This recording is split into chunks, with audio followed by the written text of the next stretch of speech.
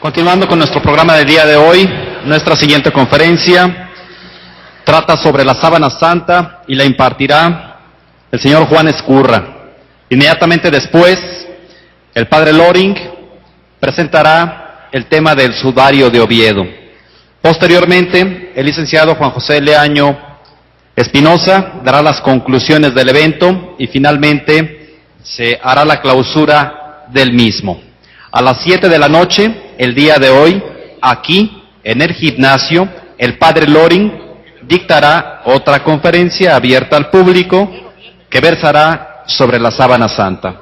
Les recuerdo, por favor, apagar sus teléfonos celulares. También les recuerdo que a partir de estos momentos ya no se permitirá la entrada o salida de este auditorio hasta la clausura del mismo. En ese mismo momento, en el vestíbulo, se sellará los gafetes a los alumnos que lo necesiten para justificar sus asistencias en sus diferentes escuelas. Estos gafetes deben de ser mostrados exclusivamente al secretario escolar de cada escuela o facultad y no a los profesores, exclusivamente en la secretaría escolar. Me permito presentar al señor Juan Escurra. ¿Por qué este piloto de profesión se dedica a las cosas de Dios? La respuesta hay que buscarla en su árbol genealógico. Juan Escurra pertenece, en efecto, a una de las familias fundadoras de la patria argentina, familia patricia, que a lo largo de los siglos XIX y XX honró su origen católico e hispánico. Doña Encarnación Escurra fue la esposa del más grande gobernante argentino de todos los tiempos, el brigadier general don Juan Manuel de Rosas, restaurador de las leyes hispánicas, protector de la fe católica y defensor, como ninguno, de la soberanía nacional, amenazada en su tiempo por las principales potencias, Inglaterra y Francia. En el siglo XX, la familia Escurra dio a la Argentina uno de los más lúcidos y comprometidos historiadores del movimiento revisionista, el profesor don Alberto Escurra Medrano, padre de Juan Escurra, a quien hoy presentamos. El compromiso de Alberto Escurra Medrano fue con la patria y con su origen hispano-católico. Tuvo 7 hijos, 3 de los cuales fueron sacerdotes. Alberto, el mayor de ellos, fue líder de Juventudes Nacionalistas y luego sacerdote. Murió joven, pero todos y cada uno de sus innumerables sermones perduran en el corazón de las generaciones nuevas, que hoy los siguen escuchando recogidos en cintas magnetofónicas, discos y en volúmenes. Al morir el segundo de sus hermanos sacerdotes, Fernando, aún más joven, Juan Escurra se sintió llamado a servir más plenamente a la Iglesia, por lo que está culminando sus estudios de diaconado. Imposible no recordar a su madre, doña Rosa Iriburu, mujer fuerte de las Escrituras, madre de 7 varones, también ella descendiente de una familia de gran tradición argentina. Tal vez asombre que para presentarlo a Juan Escurra hayamos presentado a su familia. Es que sin ella no se entiende cabalmente quién es Juan. Lo verán humilde, como humilde era su hermano Alberto, a pesar de su inmensa erudición y su vasta cultura. Tiene las virtudes de la noble raza criolla y ninguno de los defectos de los porteños. Lleva en su sangre, así, naturalmente, casi sin advertirlo, a la fe católica y a la nación argentina, sus 2 grandes amores. Movidos por estos amores, Juan Escurra y su esposa Diana, también ella de familia de larga tradición, mujer esforzada, paciente y piadosa, recorren la Argentina con su sábana santa como testimonio, junto a sus también 7 hijos de familia católica y de laicos comprometidos. Hoy vienen a México, a la Universidad Autónoma de Guadalajara, al Foro Internacional Fe y Ciencia, a ilustrarnos acerca de un tema apasionante que es la pasión de sus propias vidas. Con ustedes, Juan Escurra.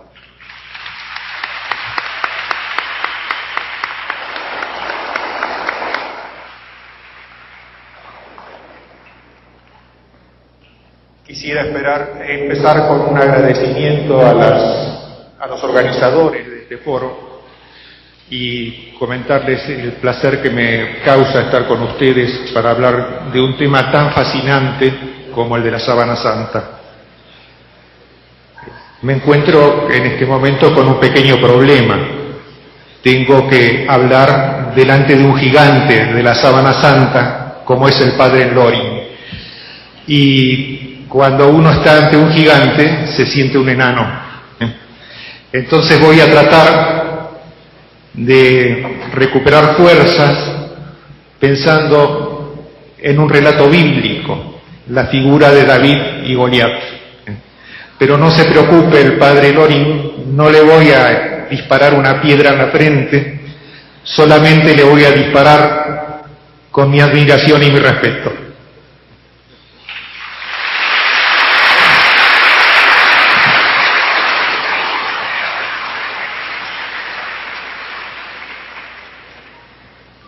La Sábana Santa es un lienzo funerario, lo podemos ver en las imágenes, es una tela de lino típica de la zona del Medio Oriente en la época de Jesucristo, y en ella vamos a ver grabadas las imágenes del cuerpo de Jesucristo. Además, el lienzo se manchó con la sangre de Jesucristo.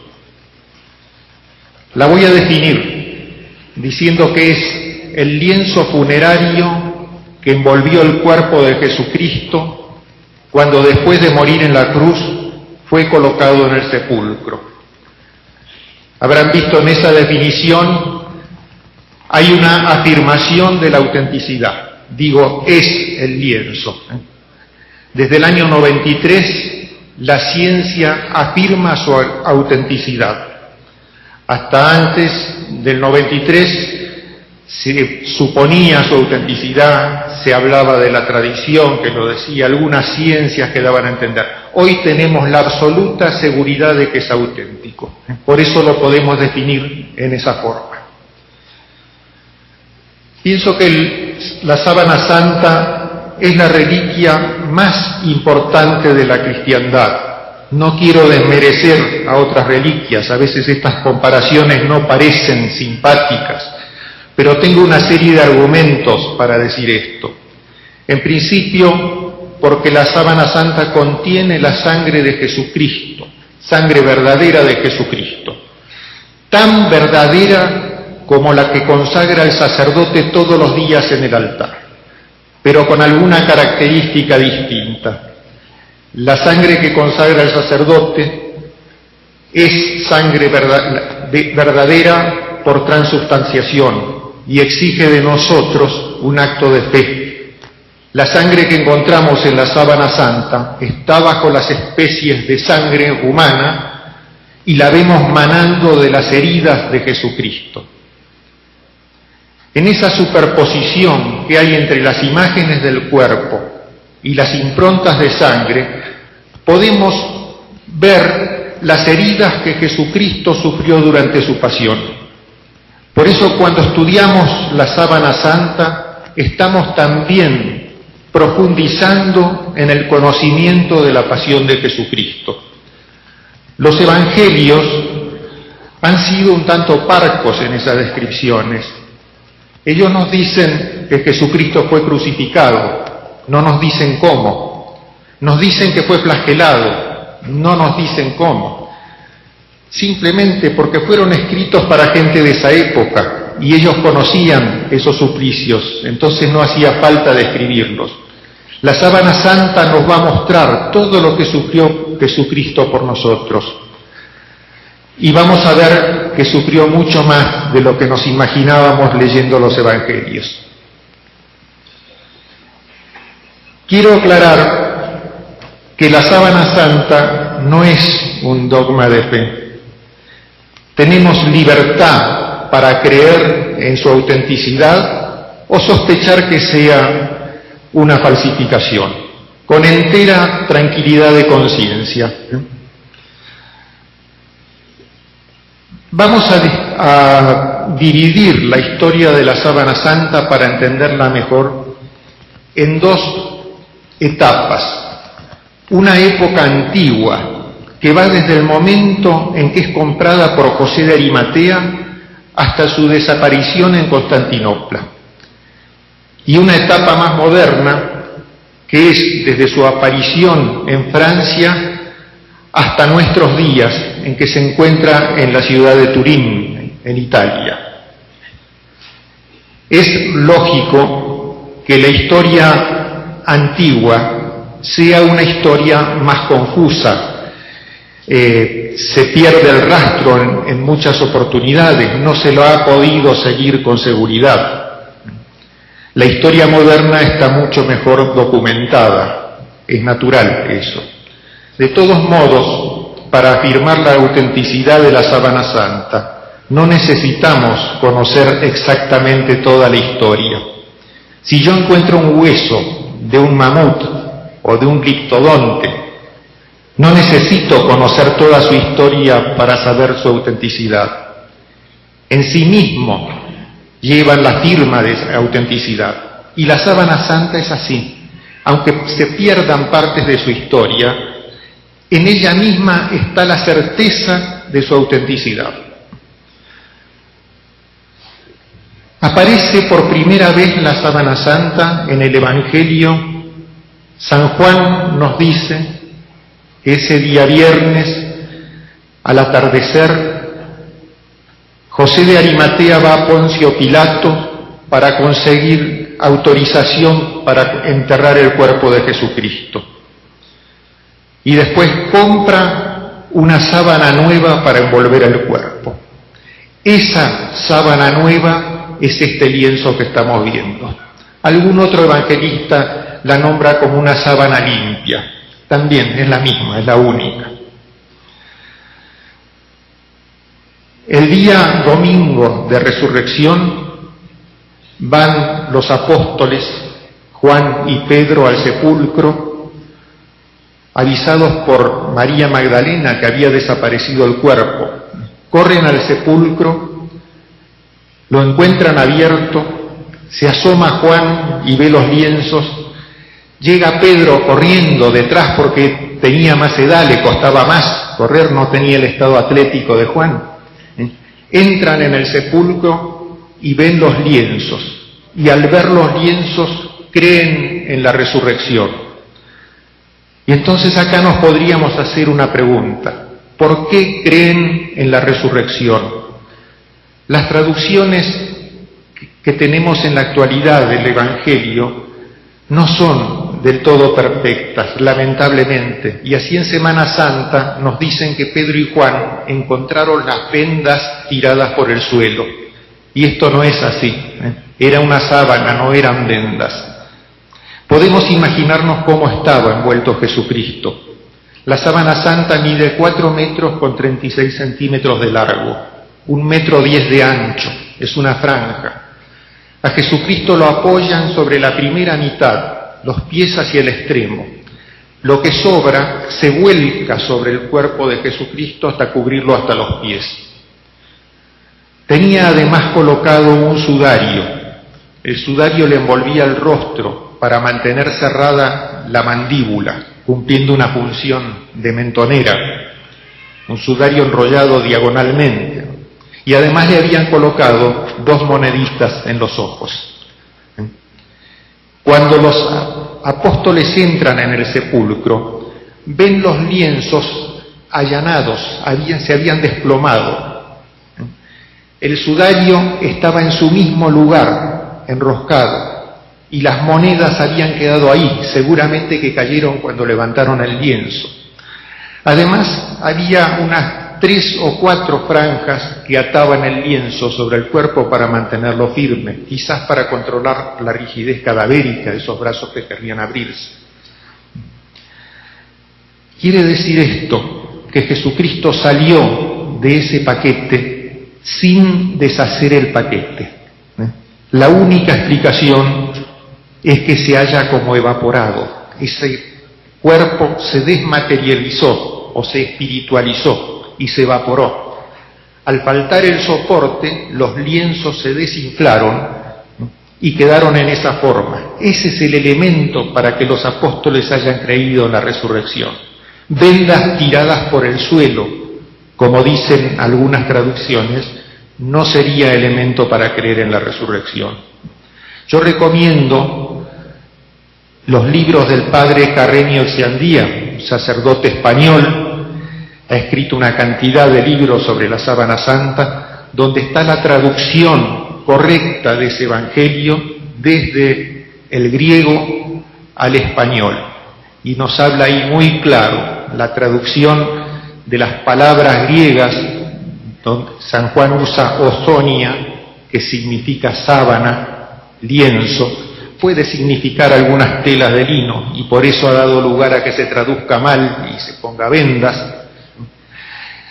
El sudario que estaba sobre su cabeza, no tirado por el suelo ni doblado, sino abultando en su lugar original. Es interesante recordar la palabra que usa San Juan cuando se refiere a vendas. Le llama keirai. Es la palabra que usa cuando describe la resurrección de Lázaro. En el caso de Jesucristo le llama ozonia, es decir, que no lo considera como vendas. Es decir, hay que traducirlo bien. No pongo en dudas lo esencial del Evangelio. Son algunas palabras que nos hacen dudar en lo que se refiere a este tema específico.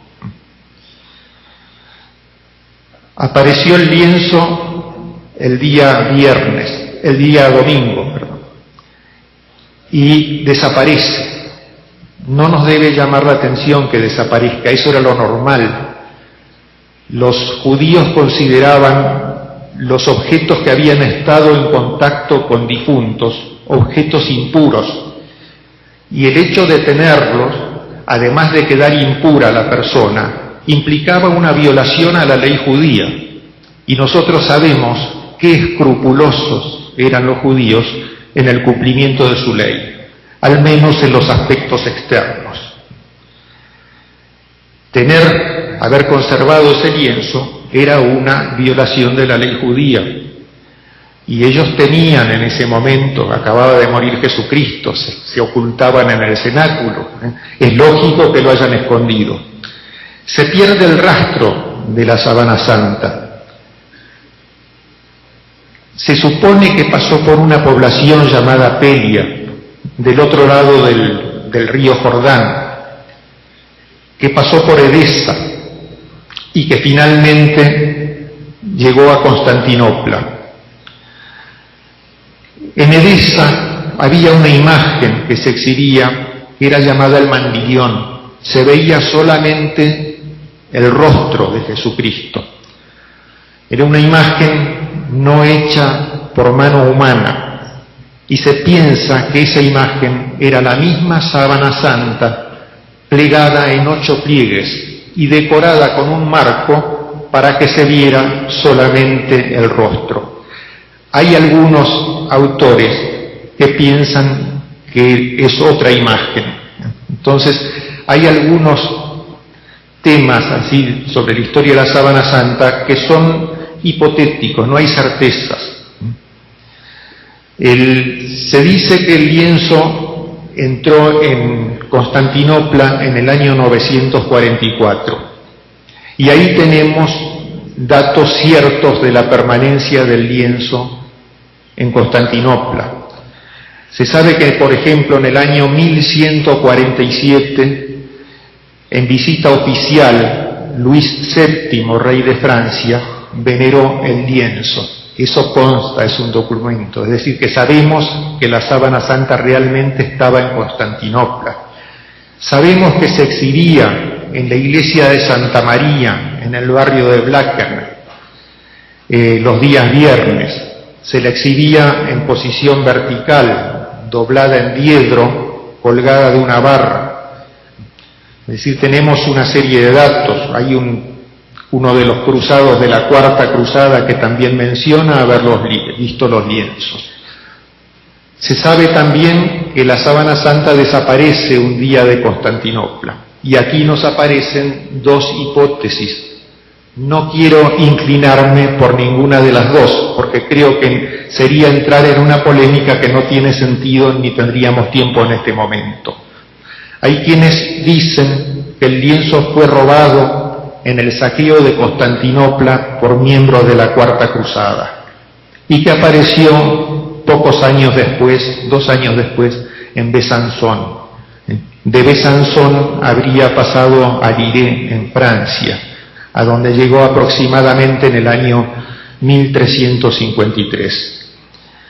Y fue ya exhibido al público en el 1356. Sin embargo, hay otra teoría que habla de la permanencia del lienzo en Constantinopla por lo menos hasta el año 1247, año en que el emperador Balduino II envía una reliquia a Luis IX, es San Luis, rey de Francia.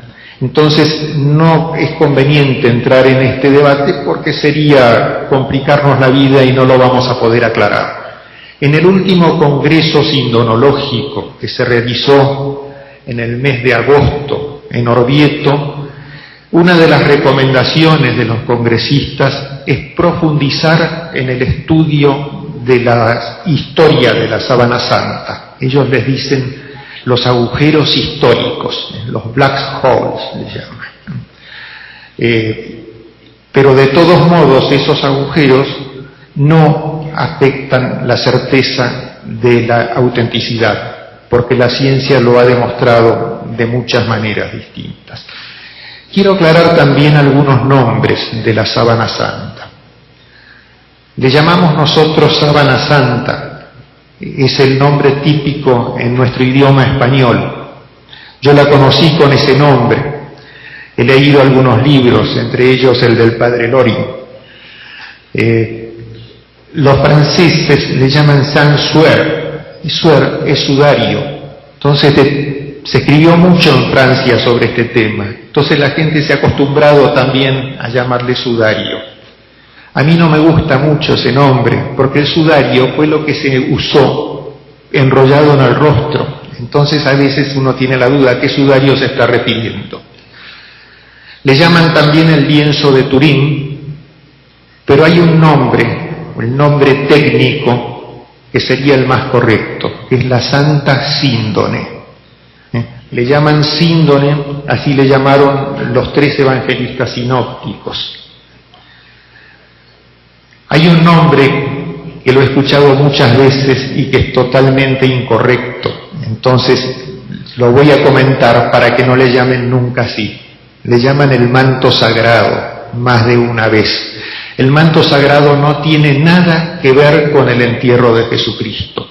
Es una túnica púrpura que le colocaron cuando lo disfrazaron de rey para burlarse de él, coronándolo de espinas, poniéndole una caña en la mano, a manera de cetro. Bueno, con esta introducción vamos a pasar ahora a las diapositivas.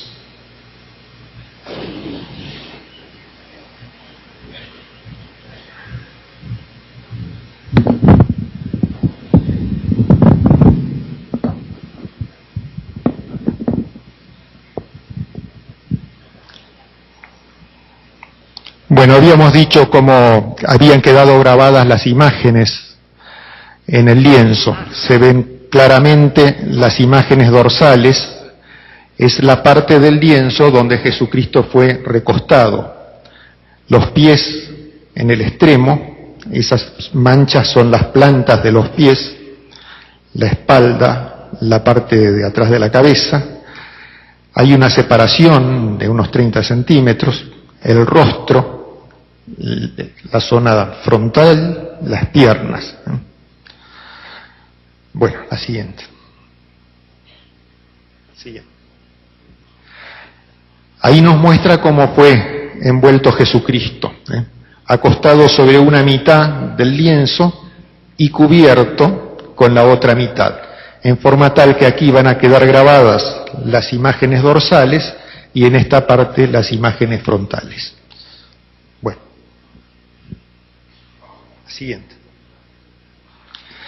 Esta es una fotografía ampliada del tejido.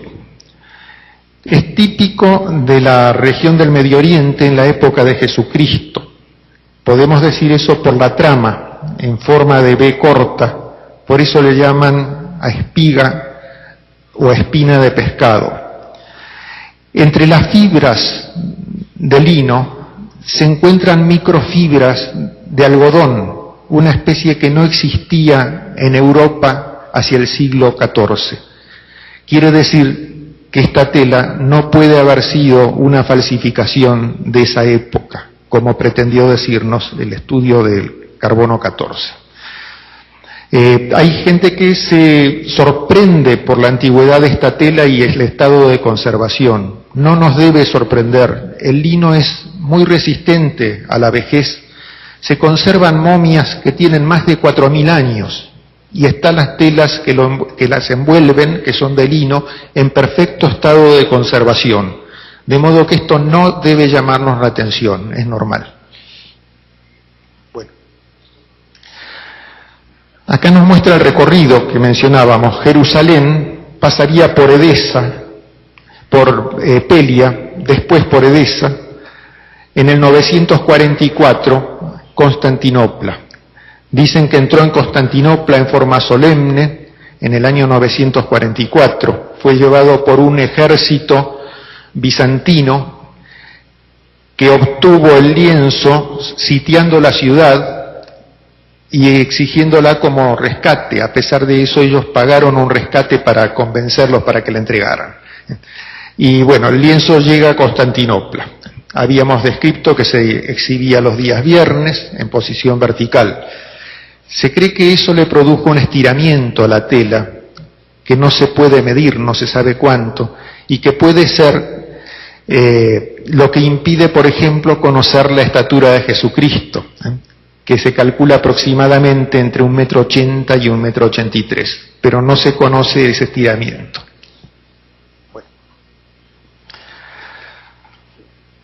Voy a omitir Besanzón, porque hay teorías que dicen que entró por ahí y hay otras que no.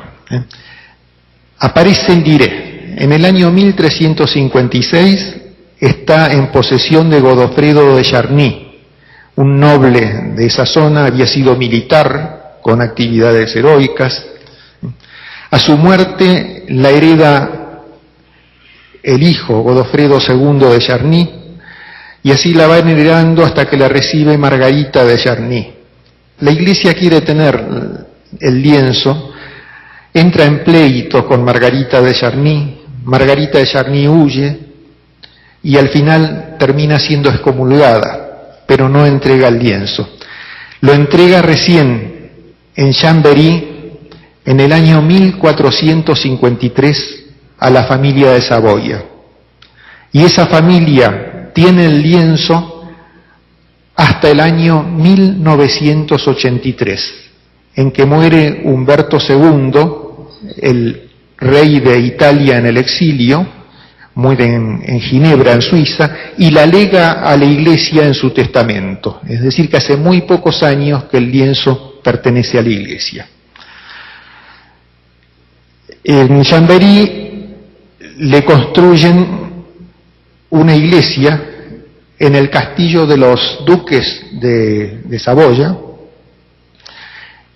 y es colocada en esa iglesia en el año 1502.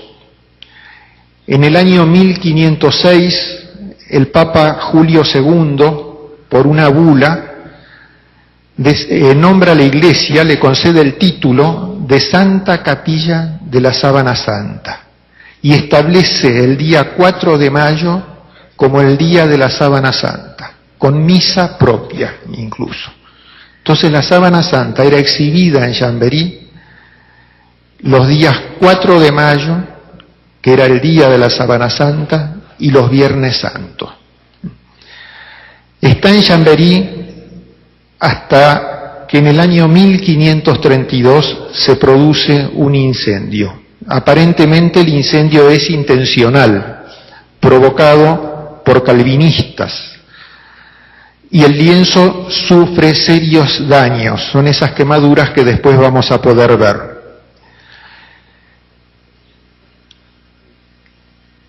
2 años después recién abren la urna.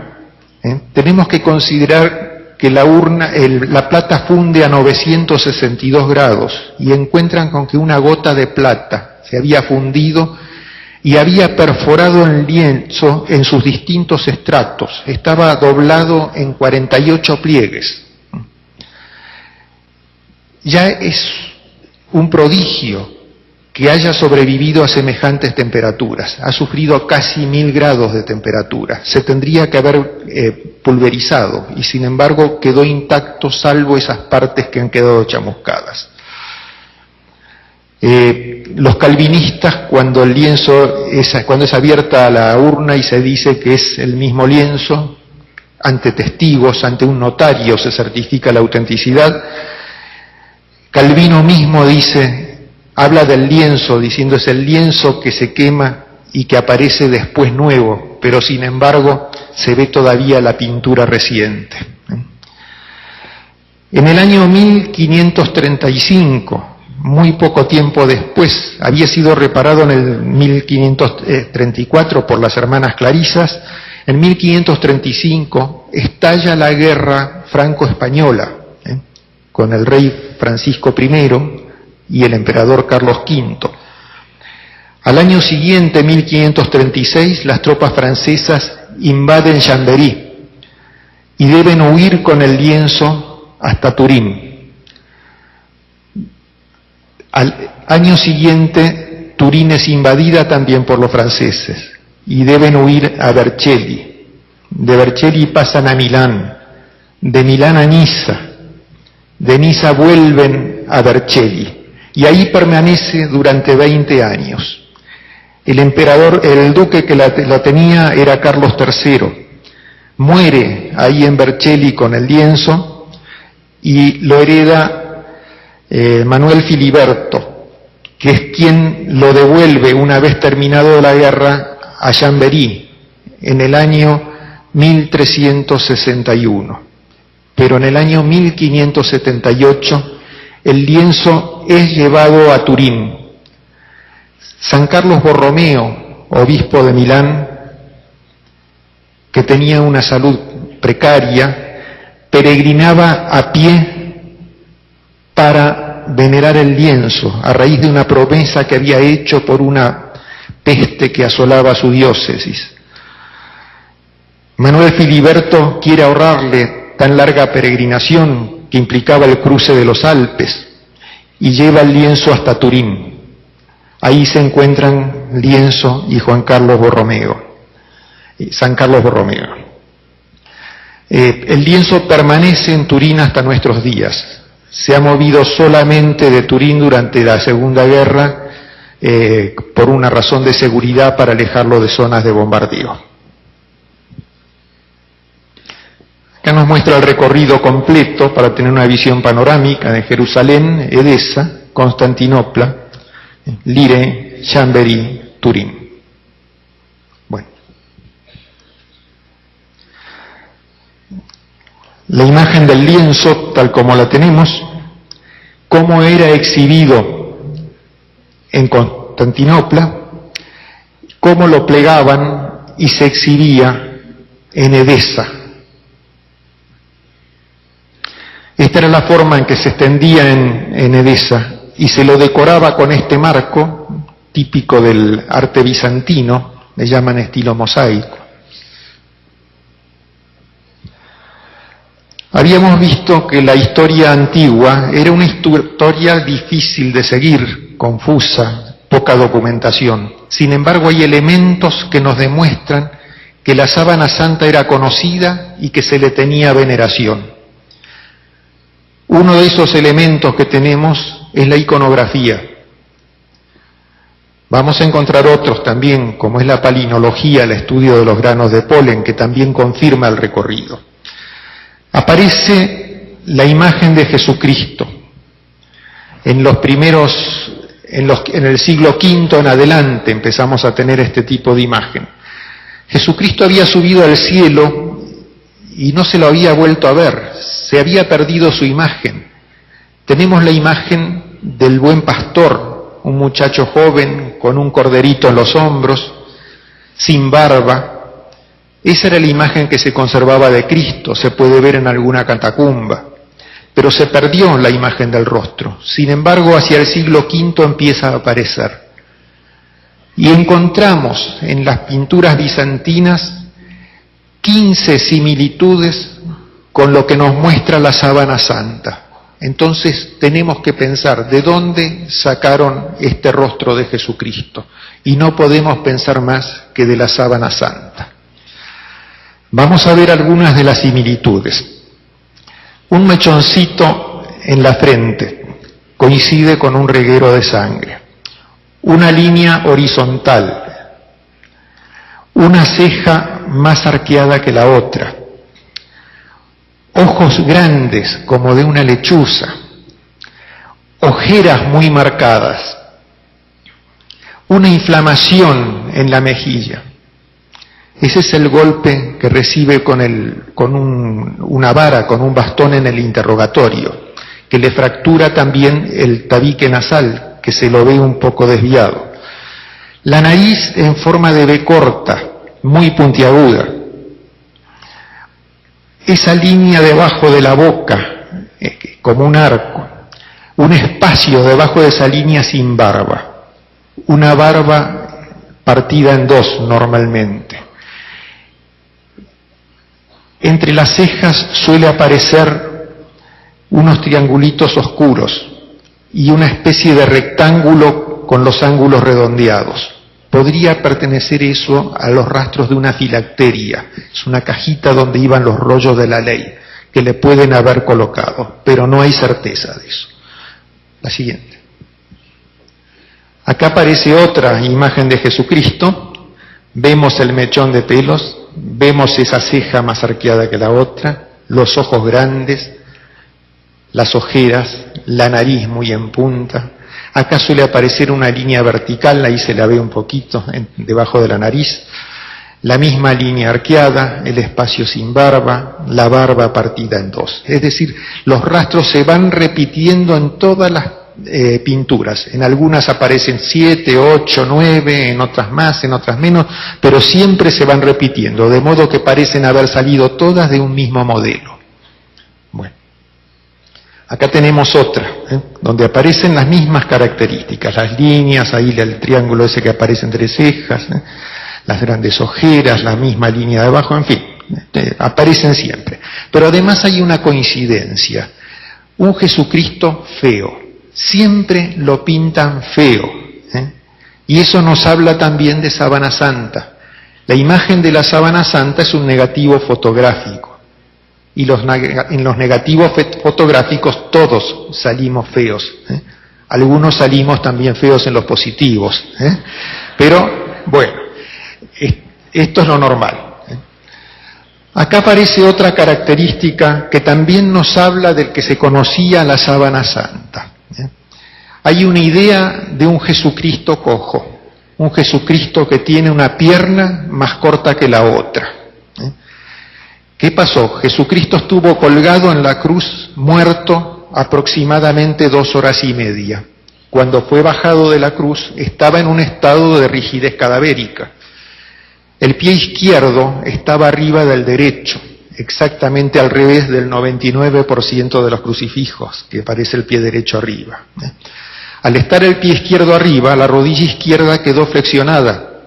En la proyección con que se forma la imagen en el lienzo, da la impresión de ser una pierna más corta que otra. Los bizantinos disimulan esa pierna más corta que otra con la conocida curva bizantina. Esa pierna se ve más corta que otra. La que aparece más corta es la pierna derecha, porque como no habían interpretado el negativo fotográfico, creían que la más corta era la derecha.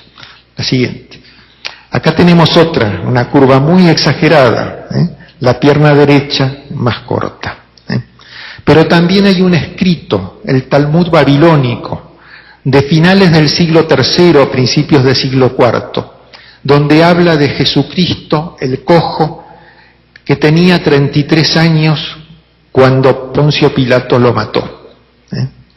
¿De dónde sacan esa acogida de Jesucristo? No hay otro lugar, la sábana santa. Y entonces, aunque no conozcamos los pasos históricos, tenemos datos como para tener la certeza de que existía. Bueno. Tenemos aquí la ciudad de Turín y allí tenemos la catedral de Turín, es la catedral de San Juan Bautista. Adelante. Acá la podemos ver de cerca. Catedral de Turín, y esta capilla es la capilla de Guarini. Guarino Guarini fue el arquitecto que la construyó por encargo de los duques de Saboya.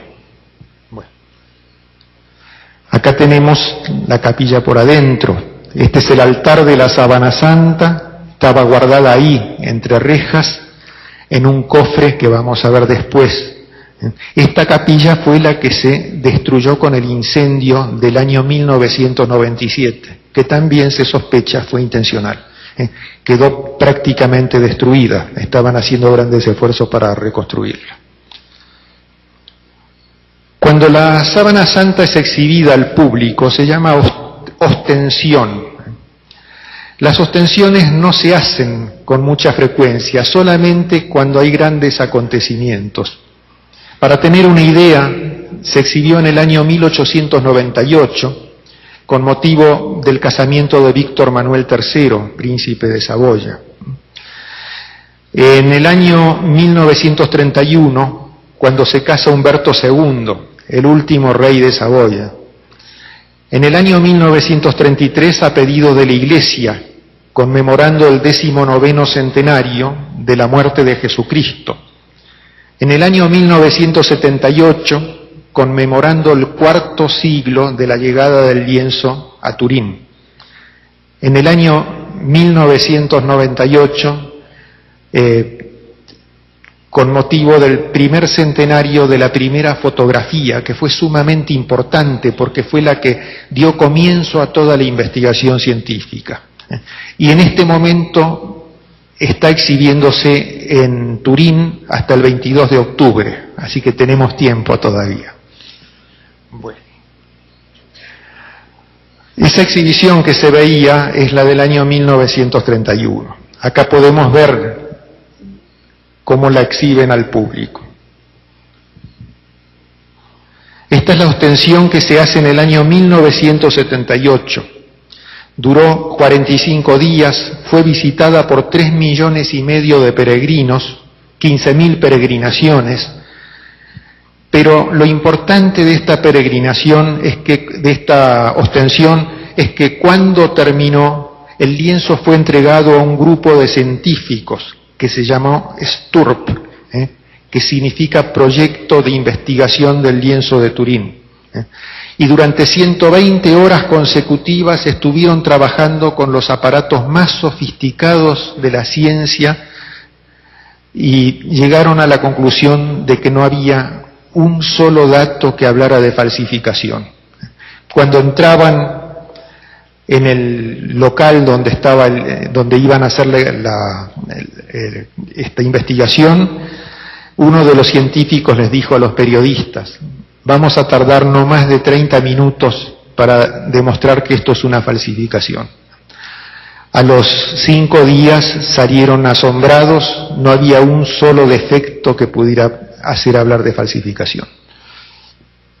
Acá vemos el lienzo en la Catedral de Turín, lo están preparando para la ostensión. Esta es la urna en la que estaba guardado. 1,50 m de largo, para tener una idea, 35 centímetros de lado. Estaba enrollada en un rodillo de madera y envuelta además en amianto, previendo incendios.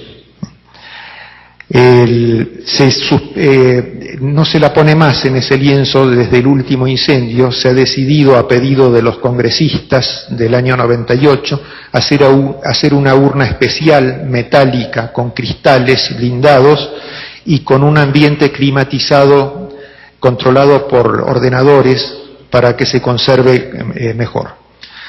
Cuando el incendio Chambéry en el año 1532. El lienzo estaba guardado en una urna de plata dorada, mucho más pequeña.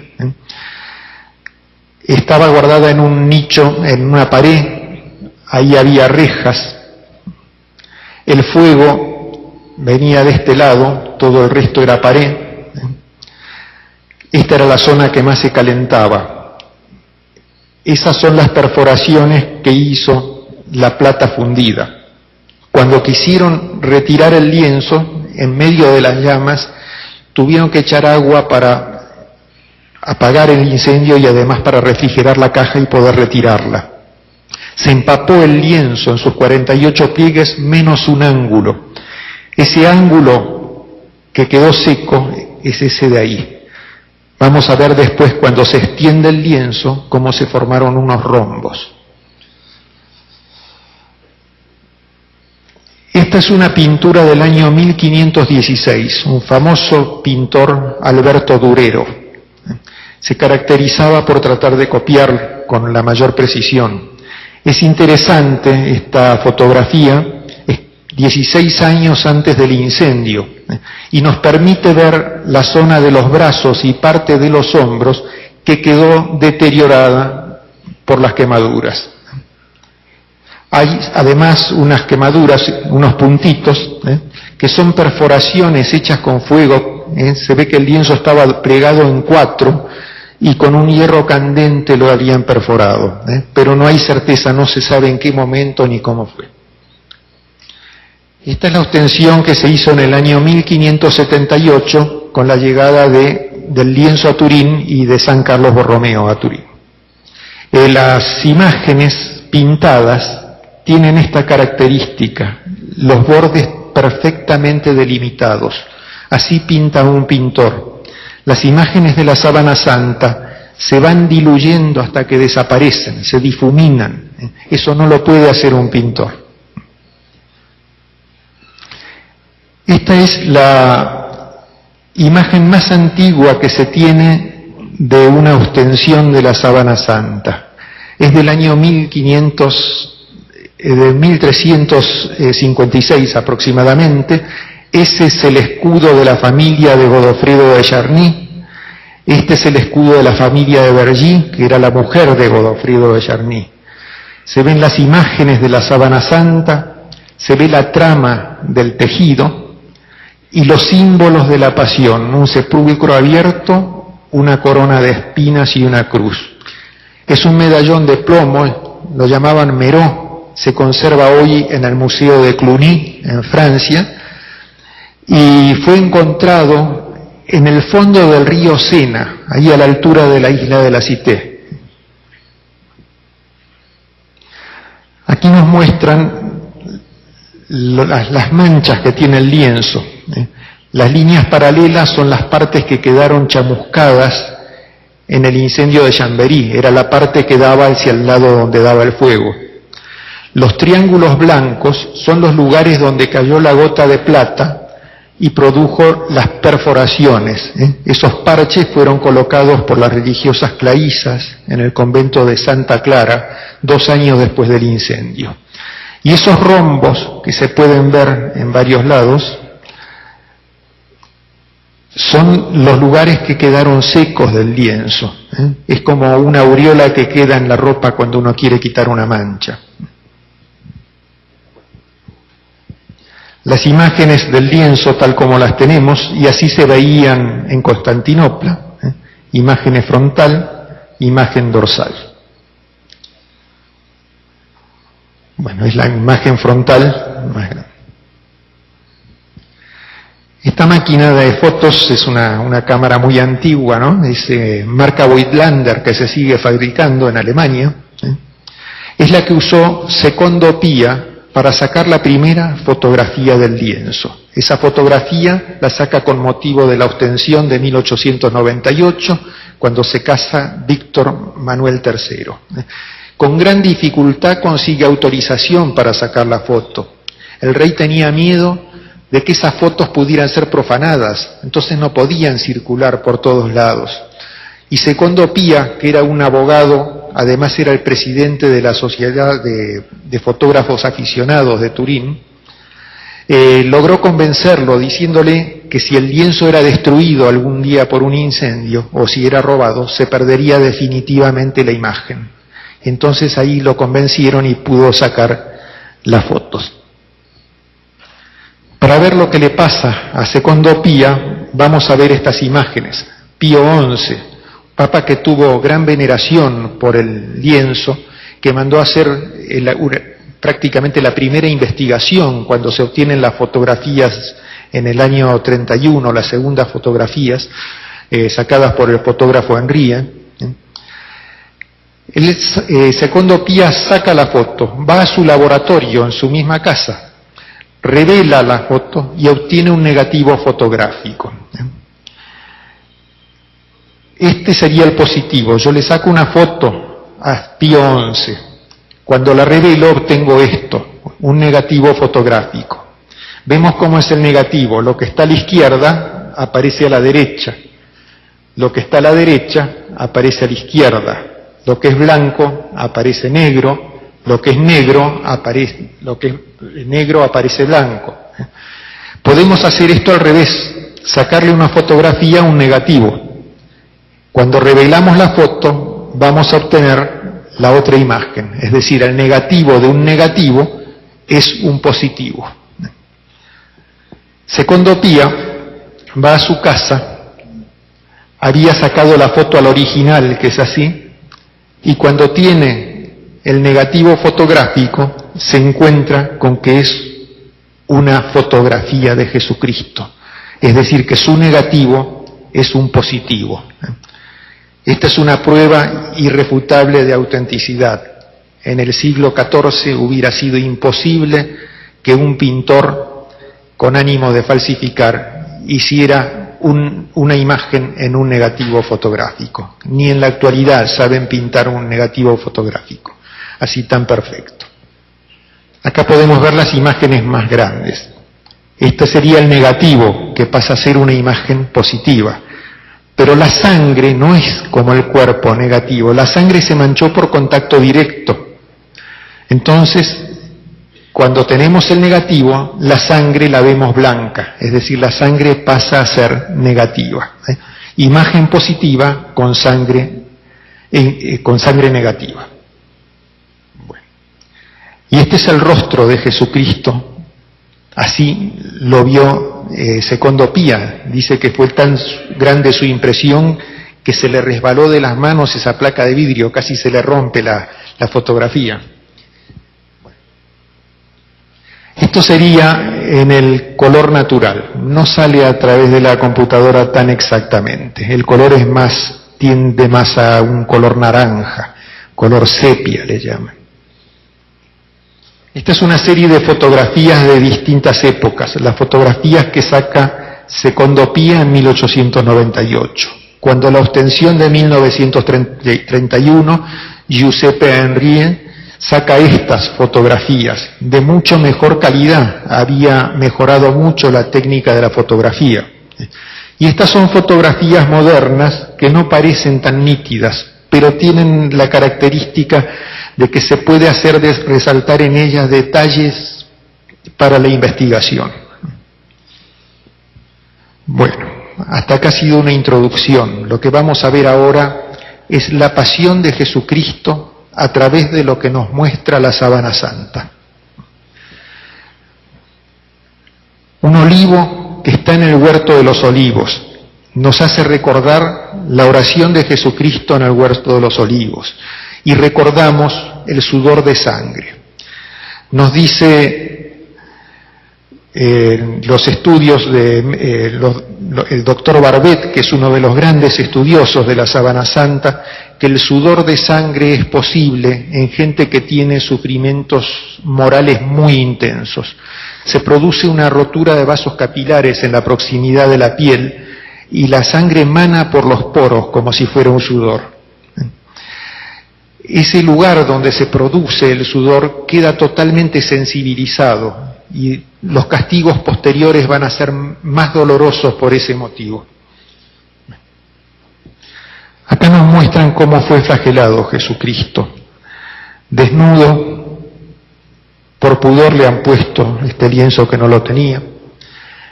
Doblado en dos sobre una columna de unos 80 centímetros, 2 soldados romanos flagelando, uno a cada lado. Los judíos podían aplicar un máximo de 40 azotes. En realidad aplicaban 39, porque en esa escrupulosidad para cumplir la ley tomaban un margen por si había un error en la cuenta. En el caso de Jesucristo se cuentan aproximadamente 120 latigazos. Cada latigazo produce 3 heridas, es decir, unas 360 heridas de flagelación. Está flagelado desde los pies, desde los tobillos hasta la nuca, y tanto en la zona dorsal como en la zona frontal. Este es el tipo de látigo que se usaba, le llamaban flagellum taxillatum. Son 3 correas de cuero con unas piecitas de metal en la punta. A veces usaban de hueso. En el caso de Jesucristo aparentemente era este tipo, porque se ven las heridas que ha dejado como abultan más en los extremos y menos en el centro.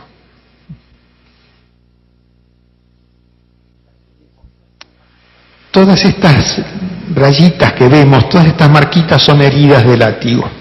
Vemos la zona de las piernas, en la zona de la espalda. Acá tenemos la zona frontal, todas las piernas. Y lo que no salen son los laterales. Como la proyección fue vertical, los laterales no salen. Es decir, que eso hay que deducirlo de acuerdo a la cantidad que hay en la zona frontal y dorsal, deducimos lo que puede haber en los laterales. Esta es la espalda de Jesucristo y podemos ver todas las marcas de látigo. Todas esas marcas son de latigazos. Se ven las piernas también, todas las marcas. Bueno. Acá hay un estudio de los latigazos.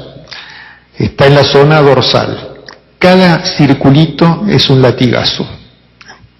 Podemos ver por la posición de las heridas cómo los látigos venían de 2 puntos opuestos, es decir, que había 2 soldados flagelando. Se ha llegado a determinar que uno de los soldados era más alto que el otro por los ángulos de las heridas.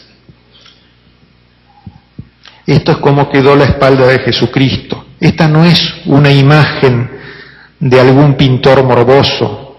Es lo que se deduce de las heridas que hay en la sábana santa. Este es un estudio hecho por Monseñor Ricci, que hizo un crucifijo mostrando las heridas de Jesucristo. Estamos acostumbrados a ver crucifijos con un cuerpo totalmente sano. Por eso no nos imaginamos cuánto sufrió Jesucristo por nosotros. Esas manchas, esas heridas, esta es la del hombro derecho, por el madero de la cruz, que también apoyaba de este lado. La herida aquí es menos profunda, es más como un raspón hecho por una madera dura. La coronación de espinas. Podemos ver los regueros de sangre de la corona de espinas. Se calculan unos 50 puntazos de espinas. Acá hay detalles que también nos muestran la autenticidad de este lienzo. Por ejemplo, este reguero sale de este punto donde pasa la arteria venosa, la vena frontal, y esa sangre en los estudios hematológicos da que es sangre venosa. Esta sangre pasa por donde está la arteria temporal y en los estudios microscópicos da que es sangre arterial, es decir, hay una perfecta coincidencia entre la clase de sangre y los lugares de donde emana. Esto no podría haber sido una falsificación. Se pueden seguir la forma de este 3, se han hecho estudios y son coincidentes las curvas con las arrugas de la frente. Aquí habría una espina que habría producido el desvío y aparentemente esta gota de sangre que cae ha salido de este reguero, pero aquí habría un junco que era el que ataba la corona de espinas. Por eso ha tenido dificultad en salir y después ha salido como separada. Las hemorragias de la corona de espinas en la zona de la nuca son las más intensas. Aparentemente Jesucristo cargaba con el madero de la cruz, teniendo la corona colocada. Entonces se incrustaban las espinas y es donde más ha sangrado. Las mismas hemorragias ampliadas. Esto sería la corona de espinas, según nos muestra el Monseñor Ricci, es un gran estudioso de la Sábana Santa. Estamos acostumbrados a ver un arito que rodea la cabeza, una cosa muy prolija. Esto fue algo improvisado cuando Jesucristo dijo que sí que era rey. Entonces, para burlarse, lo coronan de espinas. Había en esa zona unos arbustos espinosos que se utilizaban las ramas para prender fuego. Sabemos que esa era una noche fresca, cuando San Pedro se había arrimado a las fogatas, cuando las negaciones. Se supone que de esas pilas de ramas sacaron para armar una corona de espinas. Por eso no podemos esperar algo tan prolijo. Pero lo que sí nos muestra la Sábana Santa es que la corona era con forma de casco, no como un aro. Camino al Calvario. Esto puede sorprender. Jesucristo llevaba solamente el madero horizontal, llamado patibulum o patíbulo. Los maderos verticales se llamaban estipes y estaban clavados siempre, permanentemente en los lugares de crucifixión. El madero horizontal pesa aproximadamente unos 40-45 kilos, según el peso específico de las maderas duras. De modo que la cruz completa habría pesado más de 100 kilos, no la podría haber llevado, y más en el estado de debilidad después de todo el castigo de la noche anterior. Iban además atados los extremos de los maderos a los otros condenados y los tobillos, de modo que si no caminaban acompasadamente, había un tirón ahí en el tobillo y caían de cara al suelo, con un peso de 40-45 kilos en la espalda. Bueno, así. Por eso vemos en el rostro de Jesucristo, totalmente lastimado, las cejas, en los pómulos, el filo de la nariz, es todo sangre. Todo lo que vemos blanco es sangre.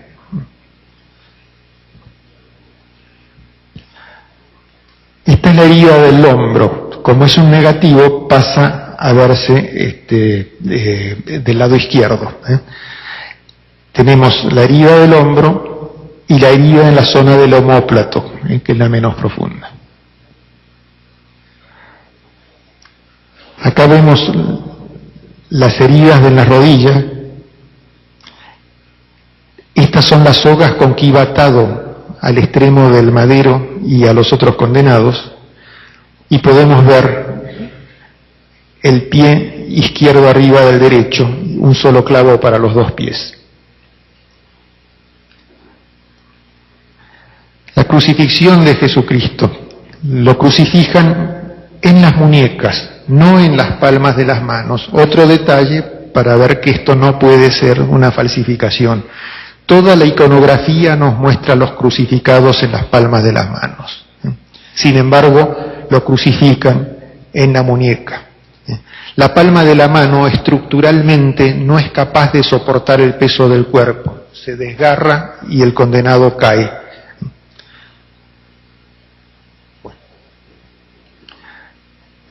Este es el lugar donde entra el clavo. No produce fracturas, es decir, vamos a ver que no hay nunca una contradicción con las escrituras. Desplaza huesos y penetra en ese espacio que es llamado el espacio de Destot. También se solía crucificar en ese lugar, entre el cúbito y el radio. Ahí también podía soportar el peso. En este espacio de Destot soportaba por la resistencia de los huesos, pero además por esta zona así pasa el ligamento anular anterior, que tiene una gran resistencia, puede soportar cerca de 200 kilos, de modo que podía soportar el peso de la crucifixión. Ese es el espacio de Destot visto en una radiografía moderna. El problema de esta herida es que cuando el clavo entra en el espacio de Destot, lastima el nervio mediano.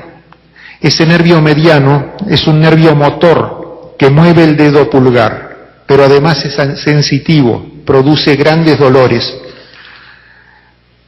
Cuando ese nervio es herido, el dedo pulgar se pliega contra la palma de la mano. Por eso en la sábana santa vamos a ver solamente 4 dedos. Los dedos pulgares están plegados y tapados por la mano. Otro detalle que no se le hubiera ocurrido a un falsificador que no sabía nada de medicina. Ahí muestra el lugar de la herida, el dedo pulgar plegado. 4 dedos en cada mano. La herida del clavo, aproximadamente tiene esta herida 1,19 centímetros y 1,5 centímetros. Y los regueros de sangre que salen de la herida y corren por los brazos. Estos regueros están todos estudiados y son plenamente coincidentes con el fluir de la sangre por acción de la gravedad y de la forma anatómica del brazo. Hay una perfección total. Vemos en la herida del clavo, la otra mano está tapada, pero se ve solamente 4 dedos, de modo que está también herido en la muñeca. Llama la atención este ángulo que forman los 2 regueros. Resulta que el crucificado no podía vaciar sus pulmones, no podía respirar, terminaban muriendo de asfixia. Al estar tensionados los músculos colgando con todo ese peso del cuerpo, los músculos que mueven el tórax para la respiración estaban tensionados hacia afuera, no podía vaciar los pulmones, entonces no podía renovar el aire. Para poder respirar tenía que izarse, parándose sobre los pies y colgándose de los brazos. Entonces ahí podía vaciar los pulmones y podía renovar el aire. Era una tortura, era un trabajo permanente mientras estaba en la cruz. Terminaban acalambrándose, pero además cada vez que se levantaban, ese brazo giraba alrededor del clavo que trabajaba como un eje, lastimando el nervio mediano. Así que podemos imaginarnos cuánto sufrimiento. Acá están estudiados por los regueros de sangre de los brazos las 2 posiciones que tenía el condenado. En una posición de erección, cuando vaciaba los pulmones, o de hundimiento, cuando quedaba colgado de los brazos. Esta es otra probable posición que nos muestra Monseñor Ricci. La herida del clavo en el pie. Un solo clavo para los 2 pies, no lastima ningún hueso. Esta es una mancha de sangre del pie, de la parte superior del pie derecho. En ese punto más oscuro es la herida del clavo. Este es un clavo que se encontró en lugares de crucifixión, enterrado, que no tiene nada que ver con la crucifixión de Jesucristo. Pero lo que llama la atención es que la sangre ha salido rodeando la herida en todas las direcciones, no ha caído por gravedad directamente. Eso significa que el pie izquierdo estaba arriba presionando. La sangre se ha extendido por donde podía correr, por su propia presión. Es un detalle de perfección. Eso pasa por estar tapado por el pie izquierdo. Las plantas de los pies están bañadas en sangre. Acá tenemos un pie, la pierna izquierda, que parece más corta que la derecha. Hay un detalle interesante, que son estas marcas más claras. Son impresiones digitales de aquellos que lo tomaron de los pies cuando lo bajaban de la cruz. Pueden ser las impresiones de José de Arimatea, de Nicodemo o de San Juan Evangelista. Ellos mancharon con la sangre de Jesucristo sus dedos, pero retiraron de los pies. Se ve en la marca de arriba incluso una separación entre las falanges. Las cruces rusas normalmente tienen este madero inclinado. Ese madero es llamado subpedanium, es el punto de apoyo de los crucificados en la cruz, ¿no? El punto de apoyo de los pies. ¿Por qué inclinado? Porque aquí venía la pierna más corta y aquí la pierna más larga. Eso nos muestra, son cruces a partir del año 1000 aproximadamente, que es la época de la evangelización de Rusia, y llega esa idea del Jesucristo cojo. Una tibia y un peroné fracturados, eso es lo que hacían con los crucificados. Les quebraban las piernas, y entonces no podían seguir levantándose para respirar, quedaban colgados y en pocos minutos, a lo sumo 10-15 minutos, morían de asfixia. A Jesucristo van a quebrarle las piernas, pero cuando llegan lo encuentran muerto. No hace falta entonces quebrarle las piernas y le clavan una lanza en el costado. Ahí tenemos la herida de la lanza. Mide 4 centímetros con 4, 1 centímetro con 4 de ancho, y podemos ver acá la acción de la providencia. Se ha salvado de la quemadura prácticamente por un par de centímetros. Nos llama también mucho la atención los regueros de sangre que salen del corazón. La sangre no empapa el lienzo, empapa unas partes y hay otras partes donde no moja, donde no deja marca. Eso se debe a que era sangre postmortal, es la única sangre postmortal que encontramos en la sábana santa. Hay también en la planta de los pies, sangre que ha salido después de descolgarlo, que se ve que estaba acumulada. Pero esta sangre, además de ver sangre, también hay agua, como dice el Evangelio. Es un líquido ceroso que se ha juntado en el miocardio, y que al quedar abierto ese canal por la lanza, ha chorreado por ahí. No se ve al natural, pero se ve cuando se lo analiza con rayos ultravioletas, aparece fluorescente. La herida del corazón, de nuevo, de la lanza, esta es una lanza romana similar a la que se usó con Jesucristo, pero no es la que usó Longino para herir. Este es un detalle técnico que tiene su razón, por eso lo voy a dar. La lanza penetra por el costado derecho, hiere el corazón en la aurícula derecha, pasa entre la quinta y sexta costilla. La aurícula derecha está con sangre en una persona que ha muerto en esas condiciones. Está además alimentada por la vena cava superior y por la vena cava inferior. Cuando se retira la lanza, se vacía la parte de la aurícula derecha que está por arriba de la herida y la vena cava que también desemboca en la aurícula y después sale. Después vamos a ver por qué explico esto. Acá tenemos un reguero horizontal, un absurdo. Murió vertical, ¿cómo puede tener un reguero horizontal? Esa sangre que había quedado en la aurícula derecha, en la parte de abajo de la herida, y la sangre que había en la vena cava inferior, al ser descolgado de la cruz y puesto en posición horizontal, sale por la herida y chorrea por la cintura. Ahí nos muestran cuando lo bajan de la cruz, y nos muestran la hemorragia que no ha salido aquí muy clara.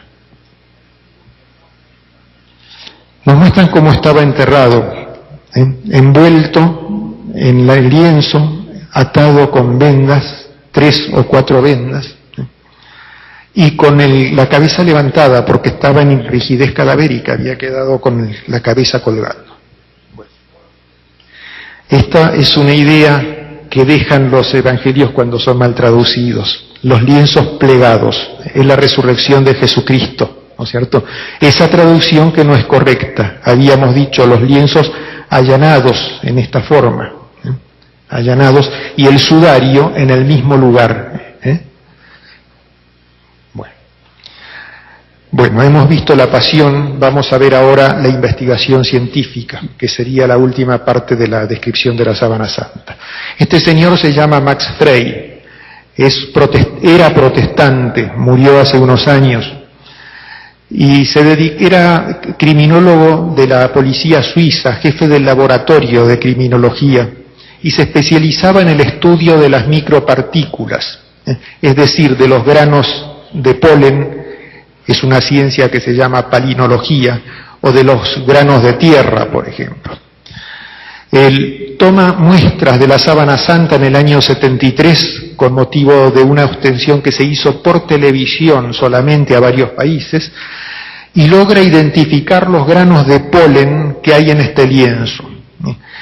Las plantas que florecen emiten polen, que el viento lo lleva, pero no a gran distancia. El 95% queda dentro de los primeros kilómetros. Vientos fuertes pueden alejar mucho el polen, pero ahí se produce una gran dispersión, de modo que no sirven para el estudio. Hay plantas que son regionales, están solamente en una región del planeta. Hay plantas que están dispersas en todo el planeta, como podría ser un eucaliptus. Si encontramos polen de eucaliptus no nos sirve de nada. Pero si encontramos polen de plantas regionales, tenemos la certeza de que esa tela ha pasado por esa región. Max Frey identificó 13 especies de granos de polen de Palestina. De esas 13 plantas regionales de Palestina, de esas 13 especies, algunas pertenecen a plantas que existían hace 2000 años y que hoy están extinguidas. Las muestras, para poder compararlas, se encuentran en estratos sedimentarios de la época de Jesucristo. Encontró también granos de polen de Edesa, de Constantinopla, de Francia, de Italia. Es decir, que él confirmó con su ciencia de la palinología que el recorrido que se había deducido por la investigación histórica. Como conclusión de este estudio, Max Frey nos dice casi textualmente: puedo afirmar, sin temor a equivocarme, que este lienzo estuvo en Palestina hace 2000 años. Y él aclara que los granos de polen que analizó se encuentran en una cantidad tal en el lienzo que hacen que la contaminación no pueda haber sido casual. Estos son granos de polen de la Sábana Santa. Este es otro. Vemos qué distintos que son y cómo se pueden identificar. En el año 1978, después de la ostensión, habíamos dicho, el STURP se hace cargo durante 5 días del lienzo para estudiarlo. Aquí vemos llegando el camión con todos los instrumentos. 4.000 kilos de instrumentos, 32 científicos americanos, la mayoría de la NASA, y 8 científicos italianos.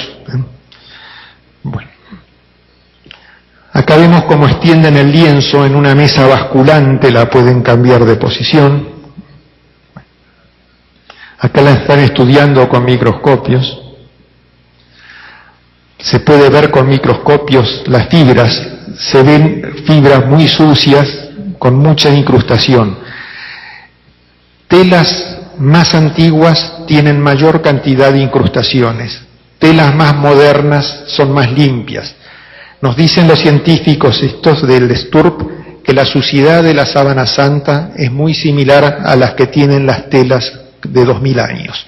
Hay que considerar que la Sábana Santa tiene aproximadamente un 14, un 15% de su peso son materias que están adheridas a la tela.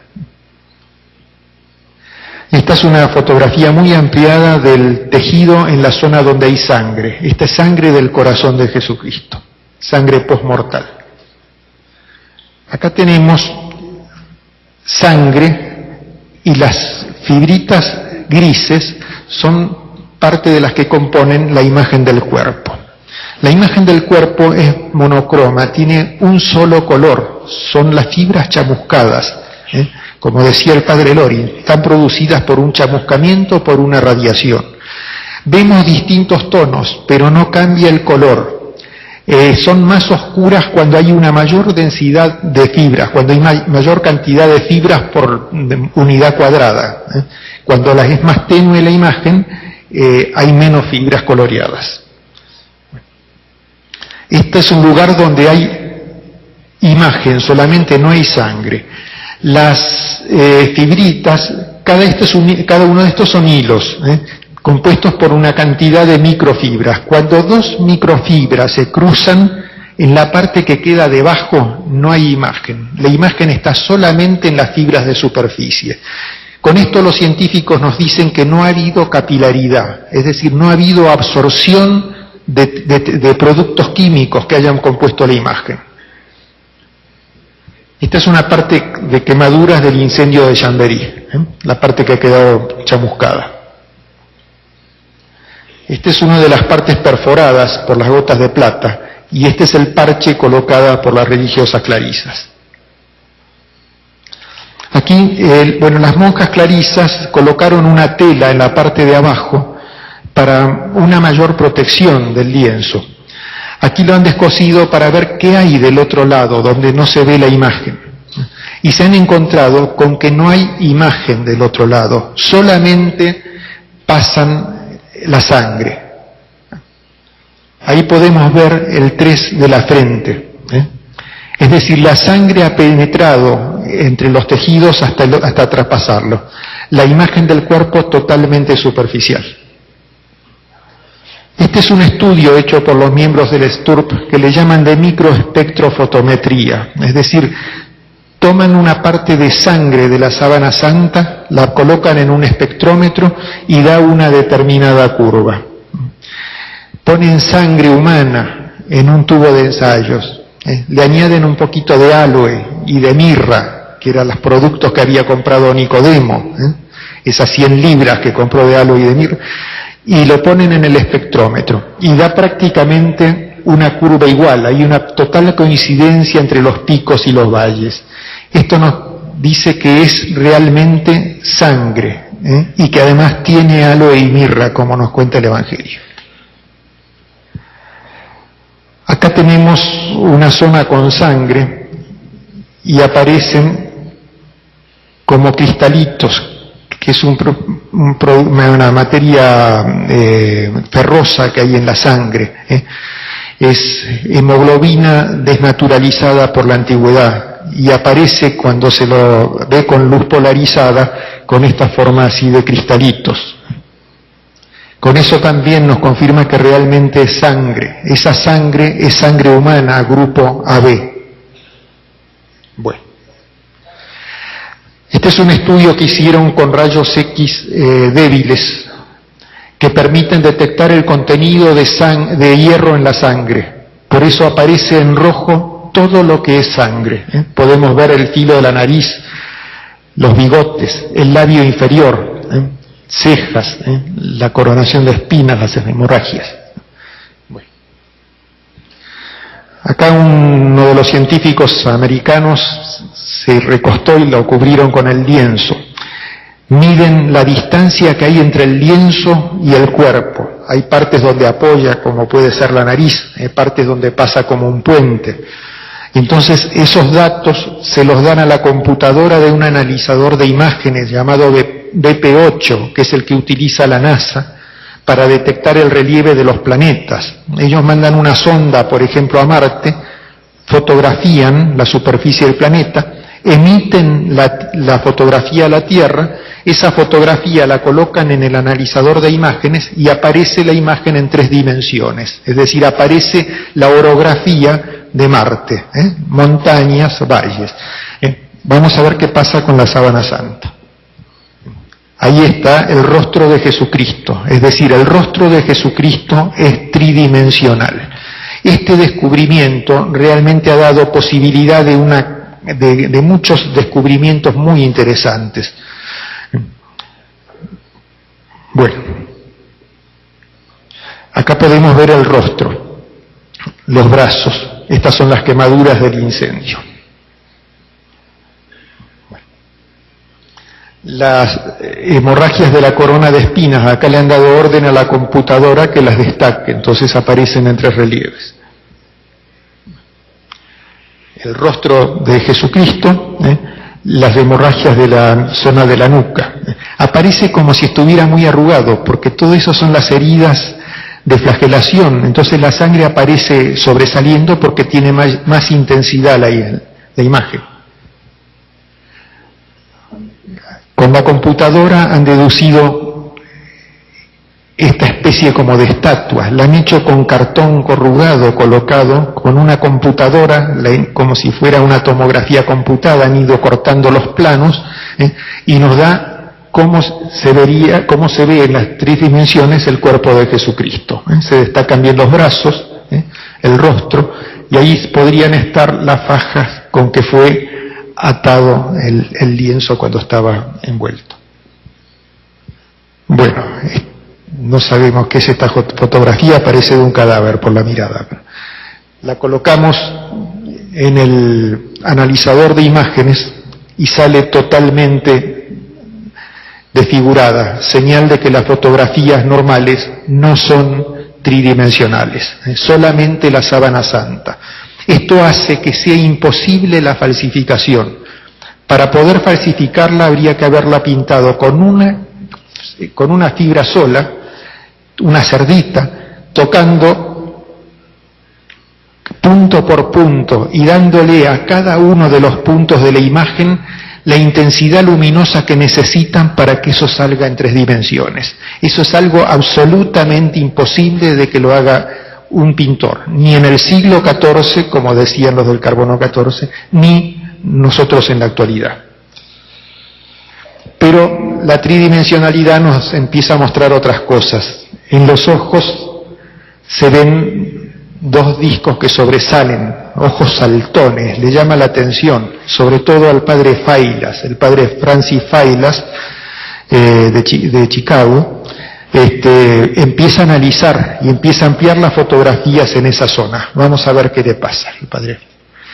Bueno, en un ojo aparecieron unas marcas, están muy tenues, ahí se las han marcado para que salga mejor. Eso sería el ojo izquierdo.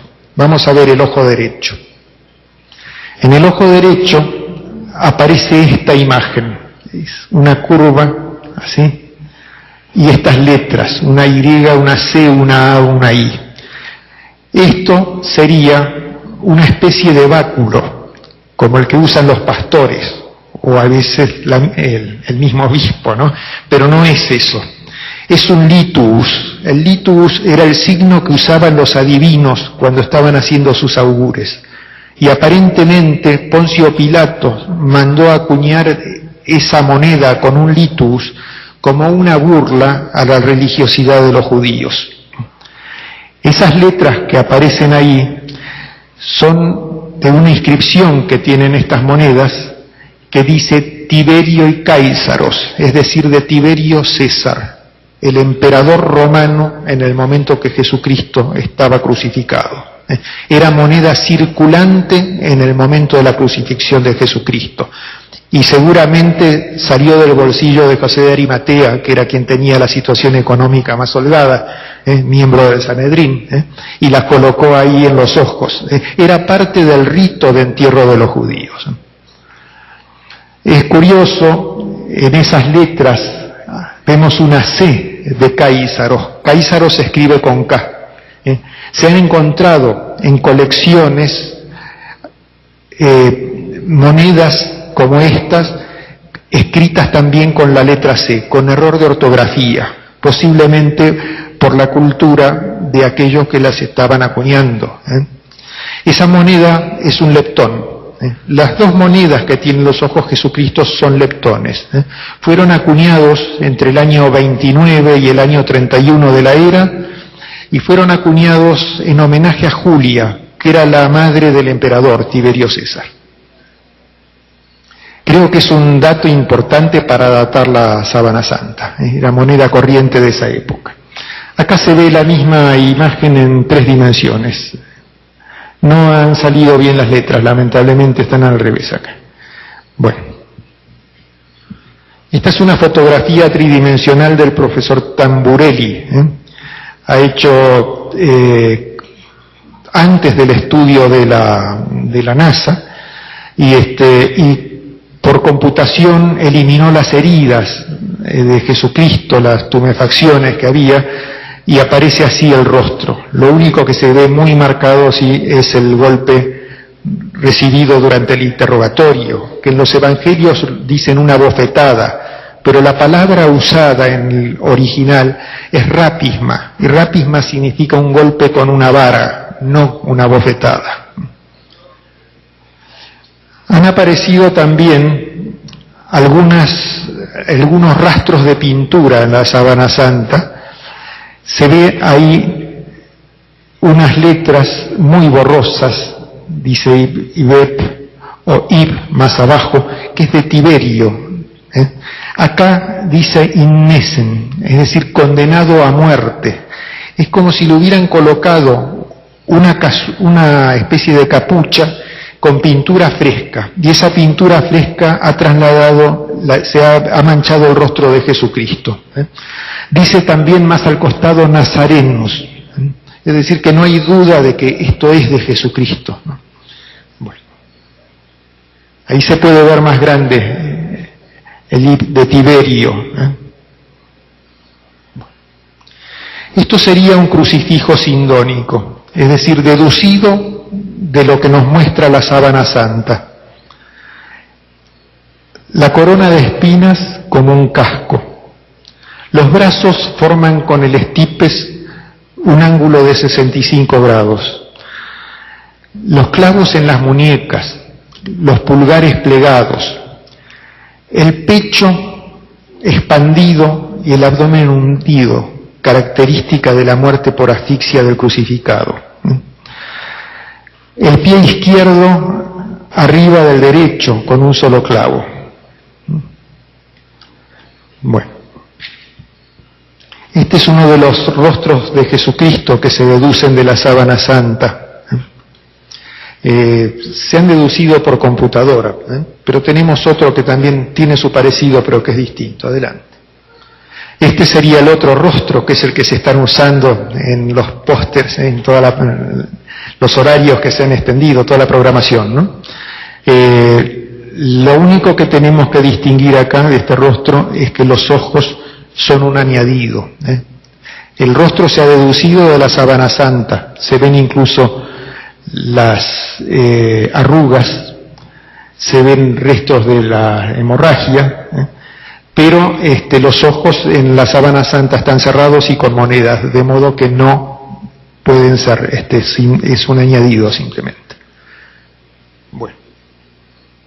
Bueno, este es el rostro de la Sábana Santa tal como lo podemos ver en el negativo fotográfico. Esta es la última de las fotografías. Vamos entonces a cerrar esto pensando un poco.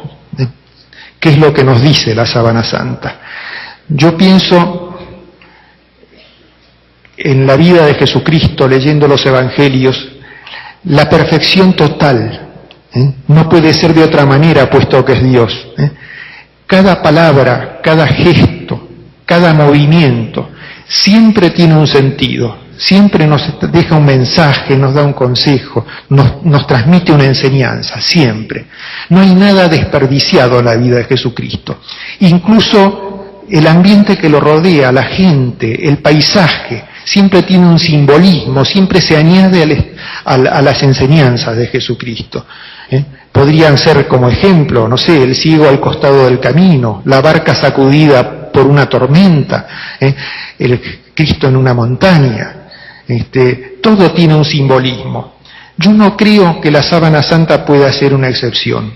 Yo pienso que si Jesucristo nos dejó sus imágenes en la Sábana Santa, es porque algo quiere decirnos. Entonces pienso que si nos fuéramos ahora, no conoceríamos realmente la Sábana Santa. Creo que acá tenemos un elemento importante de meditación. Creo que cada uno de nosotros tendría que meditar esto. Yo les voy a contar simplemente lo que yo creo ver. Es mío, es propio.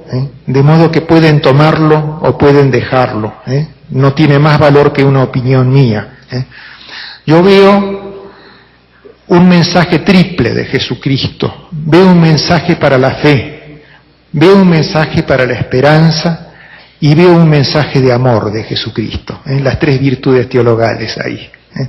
El mensaje para la fe lo veo en esta fotografía, que es un testimonio de la presencia real de Jesucristo en la tierra.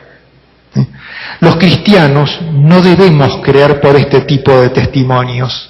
Nosotros creemos por lo que se nos ha revelado, creemos por la Sagrada Escritura, por la tradición, la Sagrada Tradición, vista siempre bajo la luz del magisterio de la Iglesia. Es decir, no necesitamos de estos signos. Pero sin embargo, Jesucristo le mostró sus heridas a Santo Tomás cuando vio que él lo necesitaba.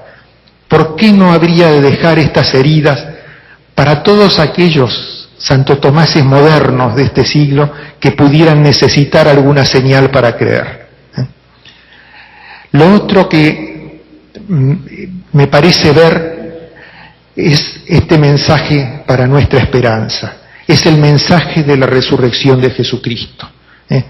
Si Jesucristo forma con nosotros un cuerpo místico donde Él es la cabeza, si esa cabeza resucitó, vamos a resucitar también nosotros que somos miembros de ese cuerpo.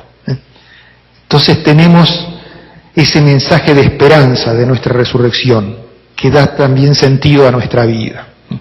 El mensaje de amor de Jesucristo está en ese rostro. Es un rostro majestuoso, es un rostro sereno, es un rostro que nos está diciendo que Él aceptó esa muerte por nosotros. Y si Él murió así por nosotros, es porque nosotros somos importantes para Él. Somos muy importantes. Somos importantes porque fuimos creados por Él. Somos importantes porque somos hijos de Él.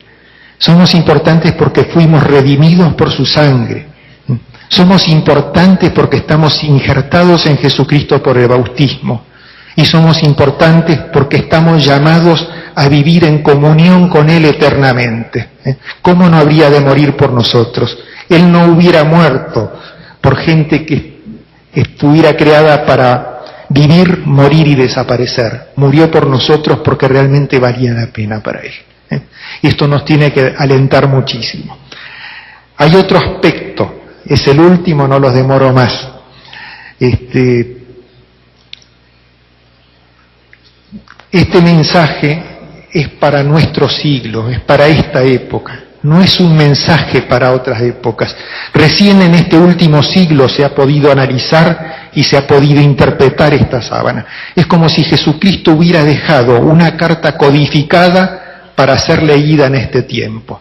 Entonces tenemos que pensar, ¿por qué reserva este mensaje para este tiempo?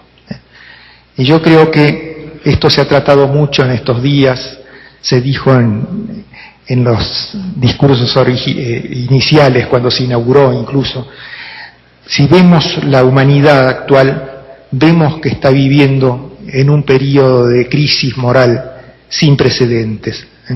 Yo veo un hombre bombardeado permanentemente por los medios de comunicación social. Un hombre que es inducido por esos medios al materialismo, al consumismo, al hedonismo. Está permanentemente tentado a arrastrarse por el suelo cuando ha sido creado para volar hacia las alturas. Veo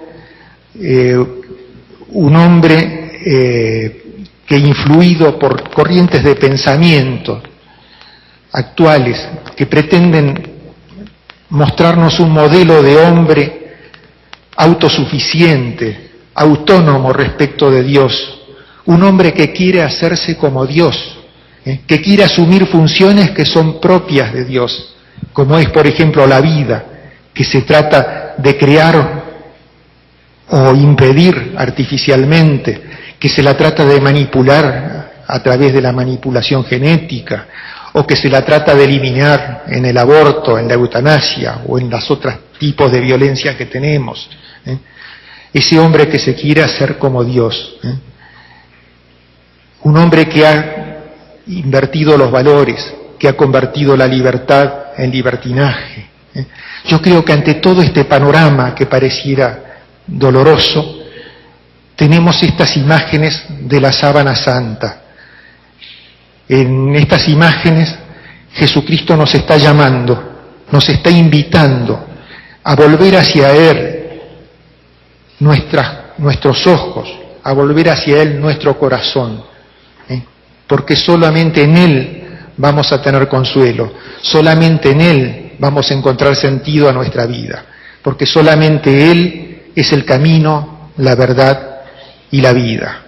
Por eso quiero terminar estas palabras recordando las palabras del poeta francés Paul Claudel, quien se refería a la sábana santa diciendo: gracias, Señor, nunca te habíamos necesitado tanto.